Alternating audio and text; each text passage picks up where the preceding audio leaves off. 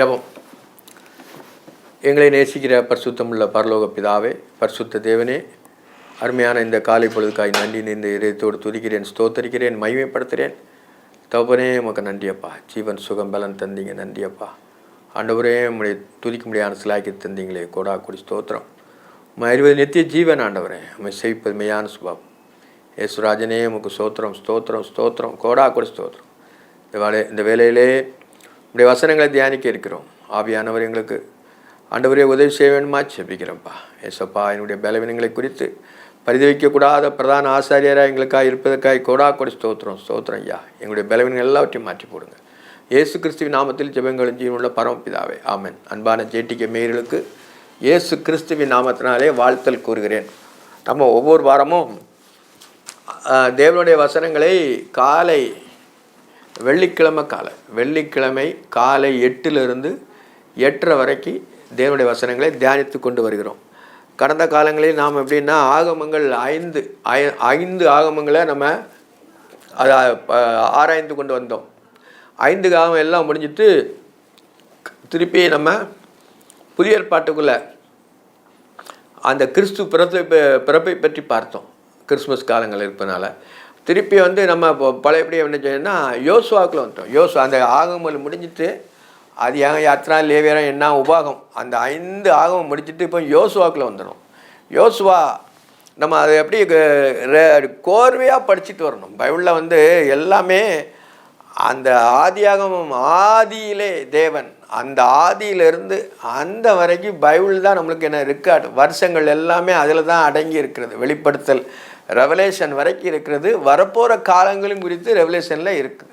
அப்போ வேதம் தான் நம்மளுக்கு என்னது டைம். அந்த வேதத்தில் நம்ம என்ன செய்யணும், ஆராயணும். அந்த டைமில் நம்ம கிடையாரத்துக்குள்ளே வந்தாச்சுன்னா அந்த அதிகாரம் இப்படி தான் வரணும், குறுக்கலாம் போக முடியாது. ஆதியாகமத்துலேருந்து வெளிப்படுத்தல் வரைக்கும் போகணும். ஒவ்வொரு அதிகாரம் படிக்கணும். 66 புஸ்தகம் மெயினாக இருக்குது.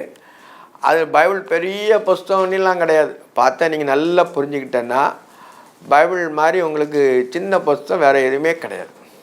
பைபிள் பார்க்க உங்களுக்கு நிறைய இருக்குதுன்னு நம்ம நினைப்போம். ஆனால் அதில் எப்படின்னா குறைவாக ஆவியானவர் நமக்கு எழுதி தந்திருக்கிறார்.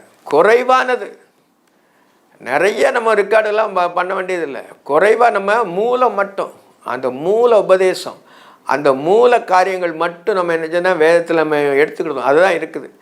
பைபிளில் வேஸ்ட்டான ஒரு புள்ளி கொண்டு ஆவியானவர் நம்மளுக்கு மாற்றி வைக்கல. அதனால் என்ன சொன்னால் வேதத்தை நம்ம கருத்தாக ஆராயணும். வெறும் மேல்படையாக ஆராய்ஞ்சிட்டு போனால் அது படிப்பு மூலமாக இருக்கும். அந்த பாஸ் பண்ணிட்டு போனோடனே அது தேவையில்லை மாதிரி ஆயிரும். இது அப்படி இல்லை. உங்கள் ஜீவகாலம் நம்ம உயிர் இருக்க தட்டியும் நம்மளுக்கு வேத வசனம் தான் நம்மளுக்கு துணை. மனுஷன் துணையாக நிற்க மாட்டான். மற்ற குடும்பம், பிள்ளைகள், இல்லை எல்லாமே ஒன்றுமே துணையாக இருக்காது. ஒன்று இதயத்தோடு சம்பாதிச்சிக்கிறது இந்த வேத வசனம் தான். அதுதான் நம்மளுக்கு என்ன செய்யணும், இருதய துடிப்பாக இருக்கணும் ஒவ்வொருத்தருக்கும். நம்ம கடந்த காலங்களே நம்ம யோசுவாவில் 1, 2, 3, 4 அதிகாரம் 3 அதிகாரம் முடிச்சிட்டோம். 3 அதிகாரம் முடிச்சு இன்றைக்கி 4ஆம் அதிகாரம். 4ஆம் அதிகாரத்தில் சில வசனங்களை வாசிக்கிறேன்.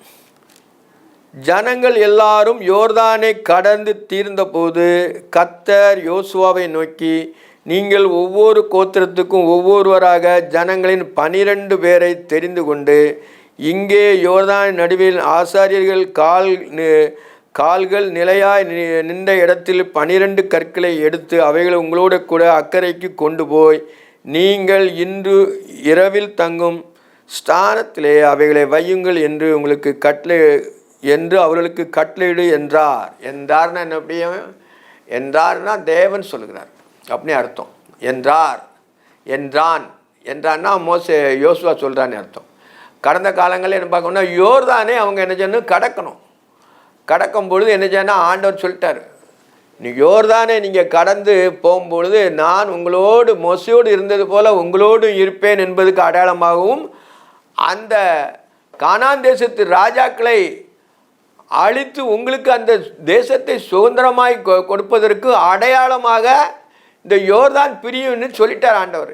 யோசுவா அதன் பிறகு நடத்தி கொண்டு வரும்பொழுது ஆண்டவர் எழுதுகிறார் எப்படின்னா, ஜனங்கள் எல்லாரும் யோர்தானை கடந்து தீர்ந்த போது கர்த்தர் யோசுவாவை நோக்கி, ஜனங்கள் எல்லாம் யோர்தானை கடந்து தீர்ந்த போது மோசையை நோக்கி சொல்கிறார். எப்படின்னா, நீங்கள் ஒவ்வொரு கோத்திரத்துக்கும் ஒவ்வொரு ஜனங்கள் 12 பேரை தேர்ந்து கொண்டு, ஒவ்வொரு கோத்திரத்துக்கும் ஜனங்கள் ஒவ்வொரு கோத்திரம் 12 கோத்திரம், 12 கோத்திரத்தில் 2.5 கோத்திரத்துக்கு இங்கே கொடுத்தாச்சு. ஆனாலும் 12 கோத்திரத்து ஜனங்கள் யுத்த ஜனங்களாக வராங்க. 2.5 கோத்திரம், அதாவது அந்த ரூபன் கோத்திரத்துக்கும் காத் கோத்திரத்துக்கும் மனசையில் பாதி, இவங்க 2.5 கோத்திரம் யுத்த ஜனங்களாக வராங்க. மோசே சொல்லிட்டான், நீங்கள் இங்கே உட்காரக்கூடாது, இந்த ஜனங்களுக்கு எல்லாமே அவங்களுடைய நிலங்களை அவங்களுடைய சுதந்திரத்தை பங்கடைஞ்ச முறை தான் நீங்கள் இங்கே வரணும்னு சொன்னனால இவங்களும் சேர்ந்து வராங்க.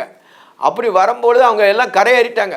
யோர்தானில் என்ன செய்யுன்னா தண்ணி நின்றுட்டு எல்லாமே இவங்க கரையேறிட்டாங்க. அதான் ஜனங்கள் எல்லாரும் யோர்தானை கடந்து தீர்ந்தபோது கர்த்தர் யோசுவாவை நோக்கி, நீங்கள் ஒவ்வொரு கோத்திரத்துக்கும் ஒவ்வொரு ஜனங்களின் 12 பேரை தெரிந்து கொண்டு இங்கே யோர்தான் நடுவிலே ஆசாரியர்கள் கால் நிலையாய் நிற்கிற இடத்தில் 12 கற்களை எடுத்து உங்களோடு கூட அக்கறைக்கு கொண்டு போய் நீங்கள் இன்று ராவிலே தங்கும் ஸ்தானத்திலே அவை வையுங்கள் என்று அவள் கட்டளையிட்டார். ராத்திரி நீங்கள் தங்க போகிறது, யோர்தானை கடந்து கானான் தேசத்துக்குள்ளே போகிறாங்க.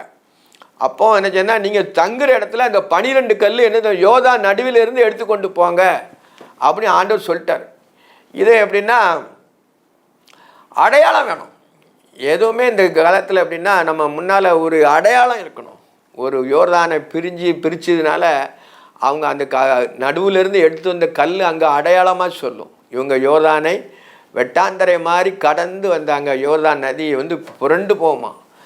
6 லட்சம் 4 லட்சம் அந்த புத்திரர்கள் 4.5 லட்சம் பேர் புத்திரர்கள் யுத்த ஜனங்களாக வராங்க. அப்போ எவ்வளோ பேர் வருவாங்க, உடனே கடக்க முடியாது. ஆண்டவர் என்ன சொன்னால், அந்த இயற்கையில் வாசம் பண்ணுகிற தேவன். இயற்கை தேவனோடு சொல்ல கேட்கும். அவர் சொல்ல ஆக ஒரு கட்டளை நிற்கும். அது மாதிரி அவர் அங்கே தண்ணியை ஸ்டாப் பண்ணிட்டார். இவங்களெல்லாம் கடந்து தீர்ந்த பின்பு அப்படின்னு யோசுவாவை நோக்கி நடுமத்தில் அவர் 12 கல்லை கோத்திரத்துக்கு ஒருத்தராக தெரிந்து கொண்டு வான்னு சொல்கிறார். அப்பொழுது யோசுவா இஸ்ரேல் புத்திரர் ஒவ்வொரு கோத்திரத்துக்கு ஒவ்வொரு ஆயத்தப்படுத்தி இருந்த 12 பேர் ஆயத்தப்படுத்திட்டான். முதலே ஆண்டவர் சொல்லிட்டாரு, ஆயத்தப்படுத்தி இருந்த நீங்கள் யோர்தான் மத்தியிலே உங்கள் தேவனாய கர்த்தருக்கு பெட்டிக்கு முன்பாக கடந்து போய் உங்களுக்குள்ளே ஒரு அடையாளமாக இருக்கும்படி இஸ்ரேல் புத்திரருக்கு கோத்திரங்களின் லக்கத்துக்கு சரியாக உங்கள் ஒவ்வொருவருக்கும் ஒவ்வொரு கல்லை தன் தோளின் மேல் எடுத்துக்கொண்டு போங்க. தோளின் மேலே யோர்தான் நதியில் உள்ள கல்லை எடுத்து தோளில் வச்சு ஒவ்வொரு கோத்திரத்துக்கு ஒருத்தனை தெரிந்து முன்னாலே இந்த கோத்திரத்துக்கு இன்னார்னு தெரிஞ்சாச்சு. யோசுவா தெரிஞ்சுக்கிட்டான். அவங்க தான் அந்த கல்லை தூக்கிட்டு வராங்க. நாளை இந்த கற்கள் எதென்று உங்களுக்கு பிள்ளைகள் உங்களுக்கு கேட்கும்போது நீங்கள் கர்த்தருடைய உடன்படிக்கை பெட்டிக்கு முன்பாக யோர்தானை தண்ணீர் பிரிந்ததினாலே அவைகள் வைக்கப்பட்டது. யோர்தான் கடந்து போகிறது, யோர்தான் தண்ணீர் பிரிந்து போயிட்டு. ஆகால் இந்த கற்கள் இஸ்ரவேல் புத்திரருக்கு என்றென்றைக்கும் நினைப்பூட்டும் அடையாளமாக சொல்லுங்கள். என்றென்றைக்கும் நினைப்பு அந்த கல் இருக்கணும். அந்த கல் எங்கே இருந்துச்சு? யோர்தான் நடுவில் அந்த கல்லை அவங்க எடுத்துக்கொண்டு வச்சிருக்கிறாங்க. யோர்தான் நரி பிரிஞ்சு போச்சு.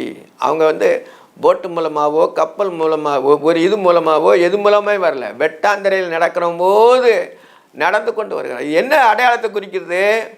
அவங்க மோசே அந்த செங்கடலை 2ஆய் பிரித்து விடு அப்படின்னு சொன்னபோது பிரித்தம்போது அவங்க அந்த 40 வருஷம் எங்கே போகிறாங்க? அந்த பாலைவனத்துக்குள்ளே போகிறாங்க. ஏன்னா 3 பக்கமும் அவங்களுக்கு எதிராளி இருக்கிறாங்க. இவங்க குறுக்கு வழியாக ஆண்டவர் யோர்தானை இது கடல் அவருக்கு லேசான காரியம். அவரோடு தேவனோடு அந்த இஸ்ரவேல் ஜனங்கள் தேவனோடு இருப்பதனால அடையாளமாக அந்த யோர்தான் அந்த செங்கடல் பிரிஞ்சு வெட்டாந்தில் நடந்து போல போனாங்க. ஆனால் அந்த எதிராளி வரும்போது என்ன செய்யனா கோலை திருப்பி நீட்டுன்னு சொல்கிறான். உடனே என்ன மூடி என்ன சொன்னாங்க, என்ன பார்வோனோடு அவனுடைய சேனை அனைத்தும் அழித்து போட்டார். செங்கடலில் ஆழத்திலே அமிழ்த்து போட்டார். தேவன் இயற்கையிலே கொண்டு தான் மனுஷனை செய்வார். அவன் மனுஷன் பெருசாக எல்லாம் சொல்லுவான், இயற்கையினால் பண்ணனா ஆண்டவர் ஒரு அடியில் அடிச்சிடுவார். அதனால் என்ன செய்யனா அவங்க அடையாளமாக அது இருந்துச்சு. இஸ்ரவேல் ஜனங்கள் கர்த்தரை நம்புறதுக்கு அடையாளமாக அது இருந்துச்சு. இப்போ அந்த கானான் தேசத்துக்கு போகிறதுக்கு அடையாளமாக அந்த ராஜாக்களை உங்கள் கையில் ஒப்பு கொடுக்க அடையாளமாகவும் இந்த யோர்தான் நதி பிரிஞ்சு போச்சு. யோசுவா கட்டளைப்படியே இஸ்ரவேல் புத்திரர் செய்து கர்த்தர் யோசுவாவினுடைய சொன்னபடியே இஸ்ரவேல் புத்திரருக்கு கோத்திரங்களின் இலக்கத்துக்கு சரியாக 12 கற்களை யோர்தான் நடுவிலிருந்து எடுத்து அவைகள் தங்களோடு கூட அக்கறைக்கு கொண்டு போய் தாங்கள் தங்கின இடத்துல வைத்தால். தங்கின இடத்துல கொண்டு வச்சாச்சு அந்த 12 கல்லை. ஏன்னா ராத்திரி அங்கே தங்க போகிறாங்க. ஏன்னா யோர்தானை கடந்தாச்சு. இந்த பாலைவன வாழ்க்கை அவங்களுக்கு எல்லாமே அந்த முடிஞ்சதுனால 40 வருஷம் ஆயிடுச்சு. 40 வருஷம் அவங்க நினைச்சாங்க அலைந்து திரிந்தார்கள் போட்டிருக்கு. இஸ்ரவேல் ஜனங்கள் சொந்த ஜனங்கள் தான். ஆனாலும் கஷ்டங்கள் மத்தியில் வியாபங்கள் மத்தியில் அவங்கள அப்படியே பகலில் மேகஸ்தம்பமும் இரவில் அக்னி ஸ்தம்பமாக அவங்கள வழி நடத்தி அவங்கள என்ன போஷித்து வந்தார். அப்போ எவ்வளோ பெரிய தேவன், சொந்த ஜனங்கள்னால அப்படி சொல்லி செஞ்சார் ஆண்டவர். அதான் யாக்கோபு மனிதனோடும் தேவனோடும் போராடி தான் அந்த ஆசீர்வாதத்தை பெற்றுக்கொண்டான்.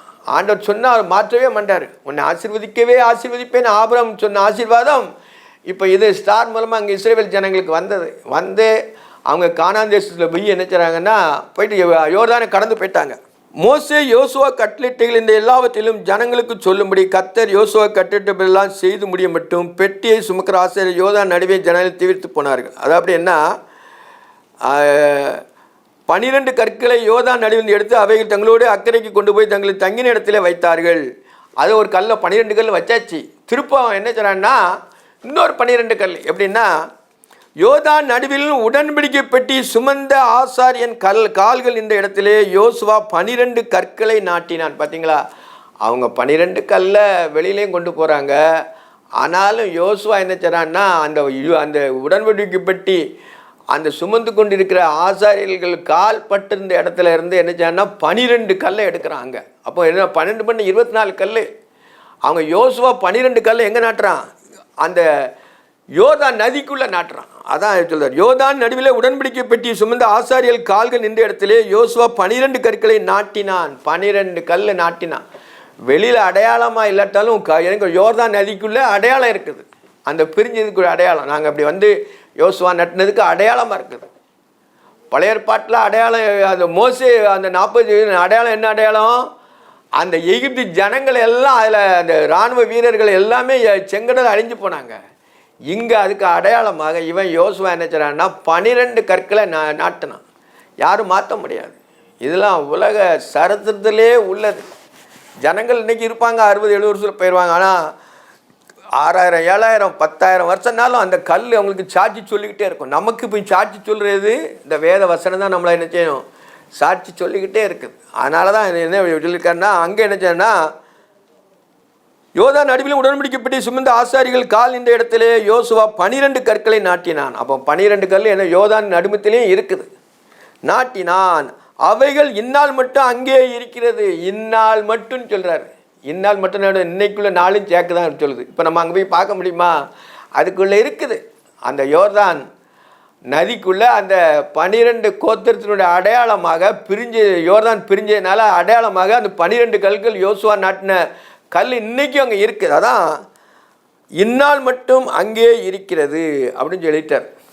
அப்போ ஆண்டவர் மாறுமா, ஒரு நாள் மாறாது. அந்த 12 கல் தண்ணி எவ்வளோ தான் ஃபோர்ஸாக வந்தாலும் அவன் நாட்டினது அப்படியே நிற்கும். ஏன்னா ஆண்டவர் இதில் மாற்றமே சொன்னியா, அது அப்படியே நிற்கும் கல் அடையாளமாக. இந்நாள் மட்டும் அங்கே இருக்கிறது. மோசே யோசுவாவுக்கு கட்டளையிட்டு இருந்த எல்லாவற்றிலும் ஜனங்கள் செய்யும்படி கர்த்தர் யோசுவாவுக்கு கட்டளையிட்டபடி எல்லாம் செய்து முடிய மட்டும் பெட்டியை சுமக்கிற ஆசாரியர்கள் யோர்தான் நடுவில் நின்றார்கள். ஜனங்கள் தீவிரித்து கடந்து போனார்கள். ஜனங்கள் தீவிரித்து அப்படியே, அதாவது அந்த அவ்வளோ ஜனங்களும் ஒரே இதில் போக முடியாது. இந்த நேரத்தில் ஒரு 5000 பேர் 10,000 பேர் கூடினா கூட மீதிச்சு செத்து போயிடுவாங்க. ஏதாவது ஒரு இதில் ரிஸ்க் ஆயிரும். ஏன்னா அப்படியாப்பட்ட சூழ்நிலை உள்ள மக்களுடைய இது. ஆனாலும் இவங்க என்னன்னா நிறைய நீளமாக நின்று அப்படியே யோர்தானை கடந்து அப்படி போகிறாங்க. ஆண்டவர் என்னென்னா எல்லாவற்றையும் அறிகிற தேவன், அவருக்கு எல்லாம் தெரியும். அவர் தான் நம்ம முக்கியமாக நம்ம வாழ்க்கையில் எடுக்கணும். மற்றதெல்லாம் நம்ம எடுக்கவே கூடாது. அவர் தான் ஜனங்கள் கூட்டம் அப்படி ஒவ்வொரு கோத்திரமாக லைனாக நிற்பாங்க. அப்படியே யோர்தானை கிழக்கிருந்து தான் மேற்க வராங்க. கிழக்கிருந்து மேற்க அப்படி யோர்தானை கடந்து அங்கே எரியோவுக்கு எதிர்த்தால போகிறாங்க.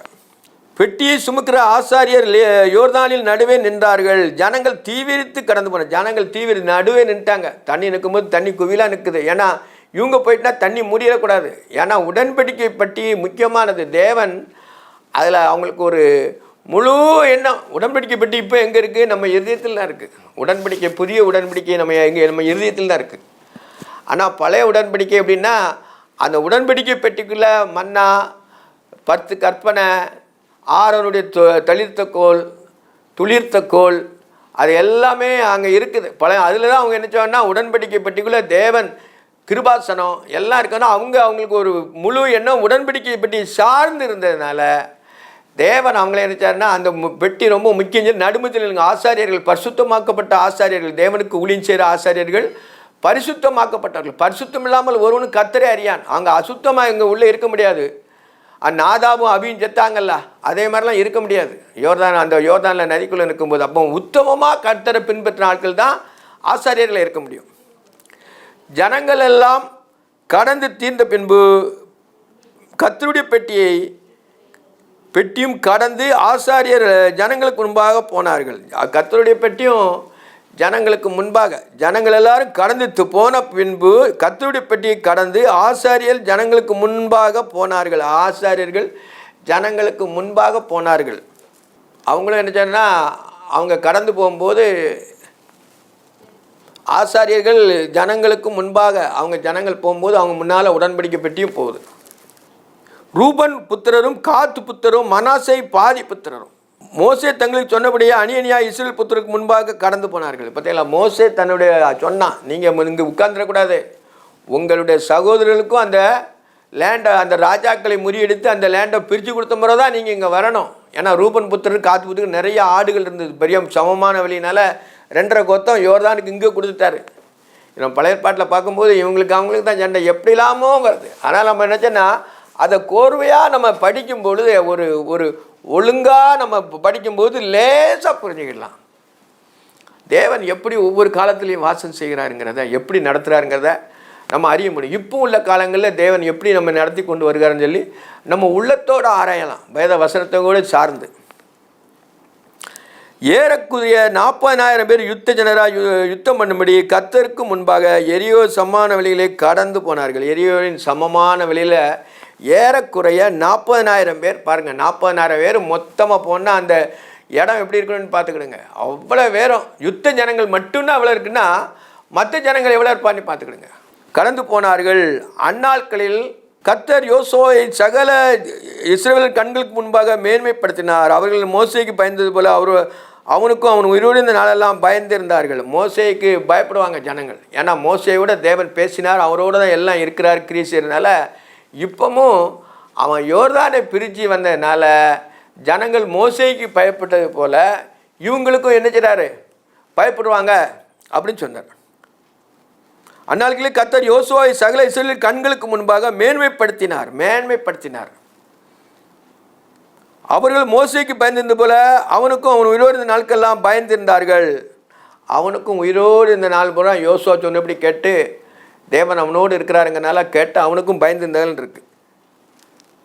கர்த்தர் யோசுவாவை நோக்கி சாட்சி பெட்டியை சுமக்கிற ஆசாரியர்கள் யோர்தானிலிருந்து கரையேறும்படி அவர்களுக்கு கட்டளையிட்டார். சாட்சி பெட்டியை சுமக்கிற ஆசாரியர்கள்லாம் போனாங்க ஜனங்களுக்கு பின்னாடி, ஆனால் சாட்சி பெட்டி, அந்த உடன்படிக்கை பெட்டி யோர்தானில் நிற்குது. அவங்க என்ன, சாட்சி பெட்டியை சுமக்கிற ஆசாரியர் யோர்தானிலிருந்து கரையேறும்படி அவளுக்கு கட்டளையிடு என்று சொன்னார். யோர்தானிலேருந்து அந்த சாட்சி பெட்டியை, உடன்படிக்கை பெட்டியை கரையேறும்படி சொல்கிறான். யோசுவா யோர்தானிலிருந்து கரையேறி வாருங்கள் என்று ஆசாரியர்கள் கட்டளையிட்டான். அப்பொழுது கர்த்தருடைய உடன்படிக்கை பெட்டியை சுமக்கிற ஆசாரியர்கள் யோர்தான் நடுவில் ஏறி அவர்கள் உள்ளங்கால் கரையிலே ஊண்டின போது யோர்தான் தண்ணி தங்கள் இடத்துக்கு திரும்பி முன்போல அதன் கரையெங்கும் புரண்டது. பார்த்தீங்களா, அவங்க அப்படியே நடந்து வராங்க. அவங்க உள்ளங்கால் வெட்டாந்தரையில் படம் பொழுது யோர்தான் பழையபடி ஆட்டோமேட்டிக்காக அது மேலேருந்து குவியலாக நின்ன தண்ணி என்ன செய்யுது, போயிட்டு. அப்போ தண்ணியை யார் கட்டி வைக்கிறா, அவர் தண்ணீரை வஸ்திரங்களைப் போல கட்டி வைத்தான்ருக்கு பைபிளில் நம்ம பார்க்குறோம். அதே மாதிரி ஆண்டவர் தண்ணியை ஸ்டாப் பண்ணிட்டார். அணையே கிடையாது, அணையே இல்லாமல் கர்த்தருடைய சொல்படி அந்த தண்ணி நிற்குது. எவ்வளோ பெரிய ஆச்சரியம், ஜனங்கள்லாம் வேந்துருவாங்க, ஒன்றுமே சொல்ல முடியாது. அப்படியே நிற்குன்னு பாருங்களேன். ஒரு கடல் தண்ணி அப்படி நின்றுச்சுன்னா, அப்படி கட்டியாக நின்றுச்சுன்னா, கட்டியும் கிடையாது, தண்ணியாக நிற்குது. அதிசயத்துலேயும் அதிசயம். யோர்தான் தண்ணி அவ்வளோ வரைக்கும் குவியலாக நின்றுச்சான். அங்கேருந்து மேலே வர தண்ணி பூரா அப்படி ஸ்டாப் ஆகி அப்படியே நிற்குது. அப்போ தேவனால் கூடாத காரியம் ஒன்றுமில்லை. எவ்வளோ பெரிய அதிசயம். அதனால் ஜனங்கள் எல்லாம் இவர்களோட தேவன் இருக்கிறாருன்னு சொல்லும் பொழுது மற்ற ஜனங்கள்லாம் பயம் பித்து பிடிச்சிடும். அதனால் இதுவே தான் அவங்களுக்கு அடையாளம். அங்கே அடையாளத்தை கண்டு அவன் பார்வோனின் பின்னது இவரை போல பெரிய தேவன் ஒருவர் மெல்லுன்னு சொல்லிட்டு அவன் சொல்லிட்டு போகிறான். பார்வோன் அங்கே இவனுடைய பட்டாளம் பூரா அழிஞ்சு போன பிறகு இவனுடைய எல்லாம் அந்த ரதங்கள் எல்லாம் மூழ்கி போகும்போது அவன் சொல்லிட்டு போகிறான். இப்போவும் என்னென்னா ஜனங்கள் எல்லாமே இந்த காரியம் நடந்து யோர்தானை வற்றி சொன்னபோது ஜனங்கள் எல்லாரும் என்ன சொன்னால் இவங்களை குறித்து ஒரு பயம் இருக்கும். நம்மளும் உலகத்தில் இருக்கும்பொழுது, கர்த்தருடைய பிள்ளைகளாக இருக்கும்பொழுது நம்மளை குறித்து ஒரு பயம் இருக்கும். ஏன்னா இவங்க எல்லாம் பெர்ஃபெக்ட், தேவன் இவங்களோடு இருக்கிறார் என்கிறது அவங்க உள்ளத்துக்கு தெரியும். வெளியே எப்படி இருந்தாலும் சரி, தேவன் அவர்களோடு இருக்கிறாருங்கிறது தெரியும். அப்போ நம்ம தேவன் நம்மளோடு இருந்தால் எதுக்கு நம்ம பயப்பட வேண்டியது இல்லையா? பயப்பட வேண்டியது இல்லை. சாத்தான் பயங்களே நம்மளுக்கு துன்புறுத்துவான். அவனுடைய வேலையை நினைச்சோன்னா அம்பு வச்சு விட்டுருவான்னு எழுப்பான். அம்பு இல்லாமலே வில்ல பிடிப்பான். அதை நம்ம புரிஞ்சுக்கணும். இந்த பிறகுமாக முதல் மாதம் 10ஆம் தேதியிலே ஜனங்கள் யோர்தானை கரையேறி எரியோவுக்கு கிழக்கான கில்காலே பாளையமிறங்கள். அதாவது முதலாம் மாதம் 10ஆம் தேதியிலே ஜனங்கள் யோர்தானை கரையேறி 10ஆம் தேதியில் முதலாம் மாதம் 10ஆம் தேதியிலே கரையேறினால் கில்காலிலே யோசுவா கில்காலிலே நாட்டு இஸ்ரேல் புத்திரை நோக்கி உங்கள் நாளை உங்கள் பிதாக்கள், அதாவது கில்காலில் பாளையமிறங்கிட்டாங்க.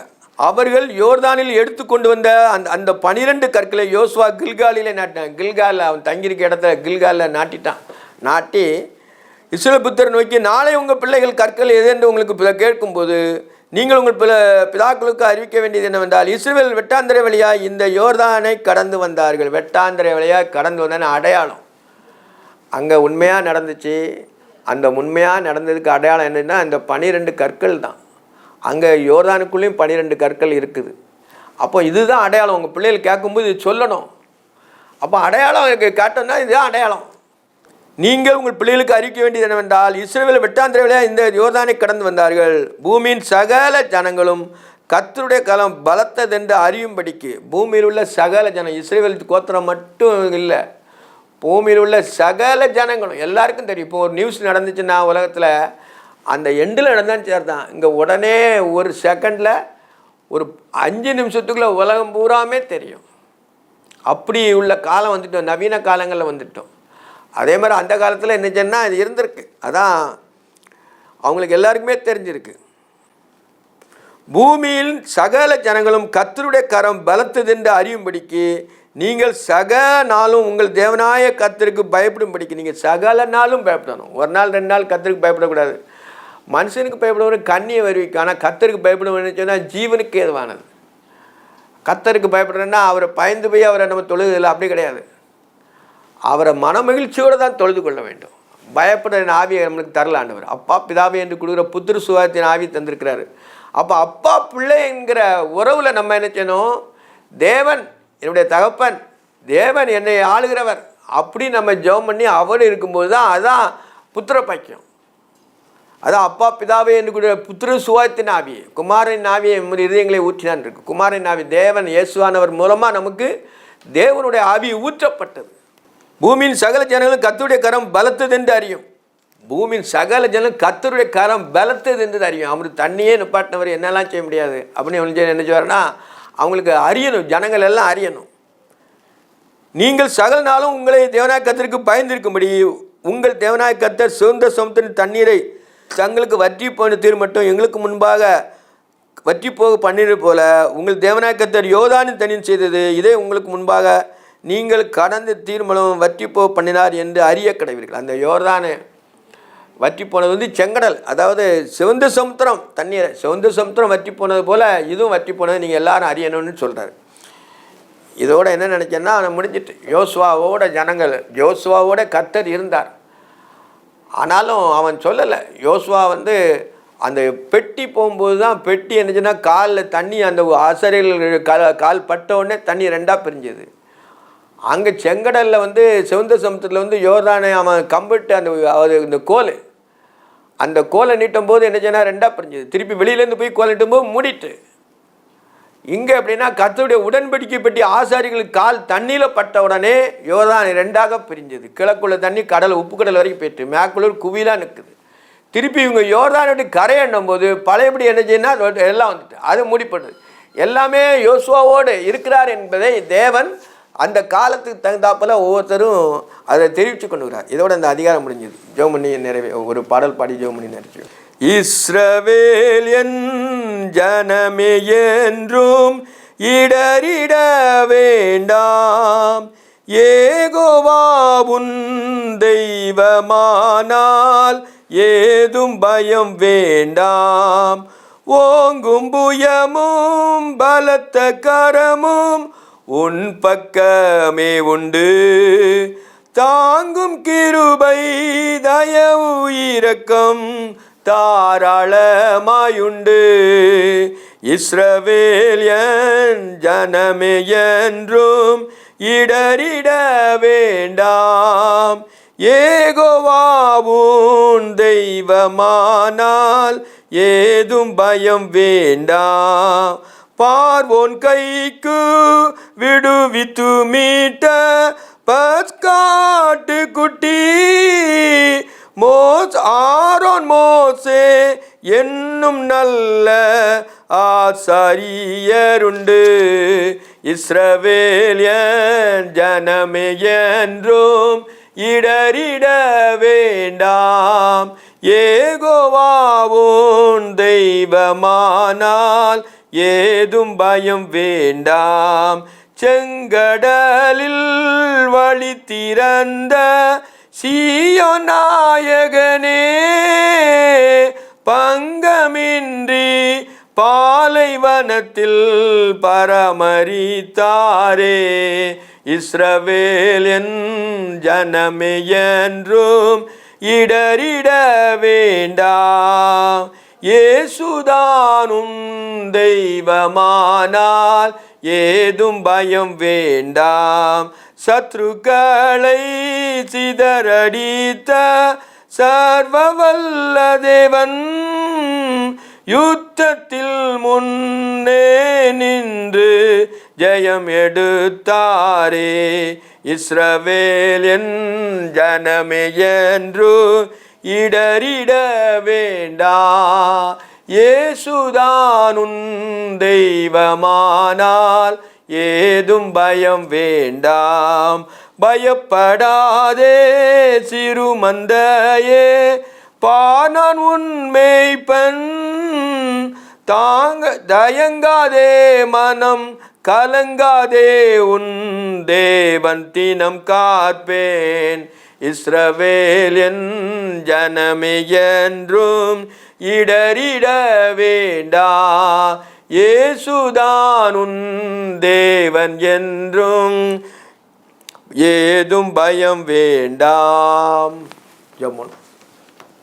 நேசிக்கிற பரிசுத்தமுள்ள பரலோக பிதாவே, பரிசுத்த தேவனே, உம்மை துதிக்கிறேன், ஸ்தோத்தரிக்கிறேன், மகிமைப்படுத்துகிறேங்க தாவே. நீர் இஸ்ரவேல் ஜனங்களை ஆண்டவரே செங்கடலை திறந்து 40 வருஷ காலமாக அவங்க பாலைவனத்திலே உங்களுடைய ஆசரிப்பு கூடாரம் மற்ற எல்லாவற்றையும் கற்பித்து திருப்பி யோர்தானுக்குள்ளே கடந்து ஆண்டவரே உம்முடைய குறித்த அந்த பாலும் தேனும் ஓடுகிற கானான் தேசத்துக்கு அவங்க திருப்பி வந்தால் கத்தாவே, நாங்கள் லகுவாய் அதை கற்றுக்கொண்டோம்ப்பா. சோத்திரம் சோத்திரம் சோத்திரம் சோத்திரம் ஐயா.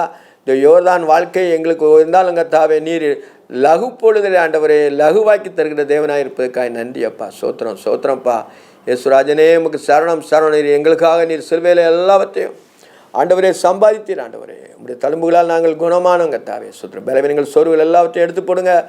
உண்மையுள்ள பிள்ளைகளாக ஜீவிக்க கிருபிதாரம். உலகம் காரியங்கள் எல்லாவற்றையும் நீர் அறிவீங்கப்பா. சோத்திரம் சோத்திரம் ஐயா. ஒவ்வொருக்கும் நல்ல பலன் சுகம் ஆரோக்கியத்தையும் தர வேண்டுமா செபிக்கிறேன்ப்பா. சுத்த இருதயத்தை கொடுங்க. நிலவரமான உங்களுடைய ஆவியை ஒவ்வொருடைய பிள்ளைகளுடைய இருதயத்திலே ஊற்ற வேண்டுமா செபிக்கிறேன். குறைகள் குற்றங்கள் எல்லாவற்றையும் மன்னிங்க.